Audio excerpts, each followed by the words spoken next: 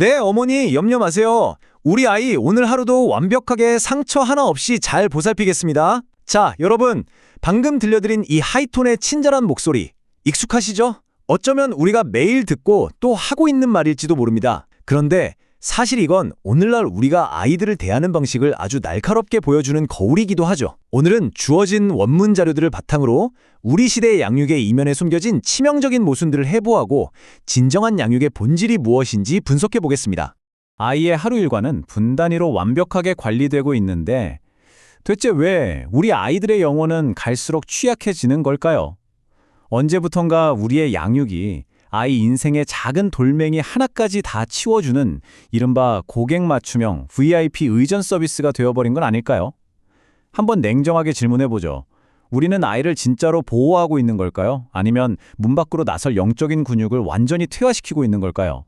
첫 번째로 살펴볼 주제는 바로 완벽한 보호라는 기만입니다. 우리가 사랑이라는 이름으로 만든 온실이 어떻게 영혼을 가두는지 짚어보겠습니다. 뉴욕대 조나선 하이트 교수의 분석을 보면 상황이 아주 명확해집니다. 요즘 부모님들, 현실에서 아이가 조금이라도 상처받을까봐 정말 겹겹이 두른 유리 온실 속에서 아이를 키웁니다. 그런데 참 기이하게도요, 온갖 비교와 불안이 몰아치는 스마트폰 속 세상, 그 내면의 세계 앞에서는 아이들을 철저히 무방비 상태의 광야로 내몰고 있습니다. 무릎에 나는 생채기는 기를 쓰고 막아내면서 영원히 무너져 내리는 건 묵인하는 이 불균형, 이게 바로 우리 아이들을 극도로 불안한 세대로 만들고 있다는 거죠.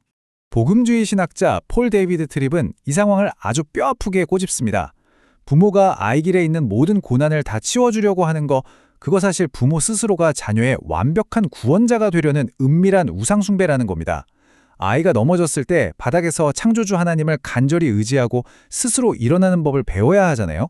그런데 부모가 앞장서서 그 절대적인 기회마저 훔쳐버리고 있다는 뜻이죠. 자, 그렇다면 우리는 어떻게 해야 할까요? 두 번째 파트, 진리와 사랑의 거룩한 균형에 대한 원문 자료를 에베소서 6장 4절을 통해 해부해 보겠습니다. 양육의 뼈대를 이루는 헬라어 단어 두 가지를 꼭 기억하셔야 합니다. 파이데이아 그리고 누테시아. 첫 번째 파이데이아는 타협할 수 없는 진리의 뼈대를 세우는 엄격한 훈련입니다. 그리고 누테시아는 아이와 눈을 맞추고 마음을 품어주는 사랑의 온기죠. 이 두 가지가 반드시 만나야 합니다. 엄격한 뼈대 없이 따뜻하기만 하면 힘없는 감상주의가 되고요. 사랑 없이 규율만 강요하면 그건 영혼을 부수는 폭력이 되거든요. 진리라는 뼈대 위에 사랑이라는 온기가 덮일 때 아이는 비로소 단단한 균형을 배웁니다. 그런데 이 균형이 무너지면 어떻게 될까요? 팀 켈러 목사님의 뼈아픈 고백이 아주 좋은 예가 됩니다. 젊은 시절에 자녀를 존중한답시고 집안의 거실을 끝없는 토론장으로 만드셨대요. 아이가 머리로 완벽하게 납득할 때까지 계속 대화하고 설득만 한 겁니다. 그 결과 아이들이 부모의 권위를 신뢰해서 따라오는 제자가 아니라 자기 스스로 논리를 평가하고 납득해야만 움직이는 협상가가 되어버렸다고 합니다. 여러분, 대화가 권위를 완벽히 대신할 수는 없습니다. 이해시켜야만 순종한다는 건 이미 영혼의 질서가 붕괴됐다는 신호일 수 있습니다. 이제 마지막 세 번째, 통제된 온실을 벗어나 마주해야 할 광야와 나침반의 시간입니다. 성경에서 양육하라라고 번역된 헬라어가 에크트레포인데요. 이 단어의 진짜 뜻을 알면 좀 놀라실 겁니다. 이게 밖으로라는 말과 기르다라는 말이 합쳐진 거거든요. 그러니까 양육의 진짜 목적은 내 품 안, 이 좁고 안전한 성곽 안에 아이를 영원히 가둬두는 게 아닙니다. 결국엔 저 거친 세상 밖으로 뚫고 나가도록 길러내는 것. 그게 바로 치열한 양육의 진짜 방향성이라는 거죠. 그런데 여기서 오늘날 아주 세련된 부모들이 범하는 치명적인 착각이 하나 나옵니다. 바로 영적 중립이라는 환상입니다. 나는 아이한테 내 신앙을 강요하지 않을 거야. 커서 스스로 가치관을 선택하게 존중해 줄 거야. 와, 듣기엔 진짜 쿨하고 성숙해 보이죠? 하지만 자료들은 이걸 가차없이 공격합니다. 거친 세상에 나가는 아이에게 생명의 길이 어딘지 방향을 묻는데 침묵하는 건요, 자유를 주는 게 아닙니다. 그건 영적 방치이고 가장 무서운 직무유기입니다. 임상심리학자 헨리 클라우드 박사가 이 점을 정확히 짚어냅니다. 부모는 영원히 아이를 막아주는 방패가 될 수 없습니다. 우리의 임무는 책임 있는 파송입니다. 아이를 광야로 홀로 내보내면서 네 인생이니까 존중해 하고 빈손으로 밀어내는 건 사랑이 아니죠. 세상의 기준이라는 가짜 스펙이 아니라 올바른 진리를 향하는 확고한 영적 나침반을 반드시 아이 손에 꽉 쥐어주어야만 합니다. 기독교 역사상 가장 위대한 신학자 어거스틴의 이야기를 한번 떠올려 보시죠. 청년 시절 그는 정말 어둡고 방탕했습니다.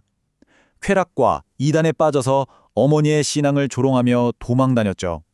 만약 그의 어머니 모니카가 요즘 부모들처럼 쿨하게 영적 중립을 지키면서 방관했다면 어땠을까요? 모니카는 다 큰 아들을 방 안에 가두지도 않았지만 결코 방관하지도 않았습니다. 아들이 거친 광야에서 엇나갈 때에도 끝까지 눈물을 흘리며 십자가라는 단 하나의 진리, 그 방향을 끈질기게 가리켰습니다. 아들의 끝없는 방황 앞에서 완전히 무너져 내린 모니카에게 밀라노의 암브로시우스 주교가 기독교 역사에 남을 명언을 건넵니다. 이토록 눈물로 기도한 자식은 결코 망하지 않습니다. 여러분, 아이의 인생에서 완벽한 구원자가 되려고 하지 마세요.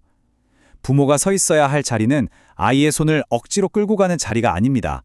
눈물로 생명의 길을 가리키는 충성스러운 가이드의 자리죠. 부모가 눈물로 심어준 그 영적 나침반은 아이의 영혼 깊은 곳에 남아서 언젠가 어거스틴이 그랬듯이 결국 다시 십자가 앞으로 돌아오게 만드는 강력한 힘이 됩니다. 자, 이제 무의미한 VIP 의전 서비스는 멈추어야 할 때입니다. 양육은 거친 광야 한복판으로 자녀를 기꺼이 내보내는 숭고한 영적 파송입니다. 마지막으로 여러분께 묻고 싶습니다. 언젠가 당신의 자녀가 부모의 따뜻한 손을 놓고 그 매서운 바람이 부는 인생의 광야에 홀로 서게 되는 그날, 여러분은 아이의 손에 그저 텅 빈 VIP 티켓을 쥐어주시겠습니까? 아니면 하나님을 향해 영원히 진동하는 나침반을 쥐어주시겠습니까? 세상의 기준에 흔들리지 않는 진짜 양육의 나침반을 바로 지금부터 준비하시길 바랍니다.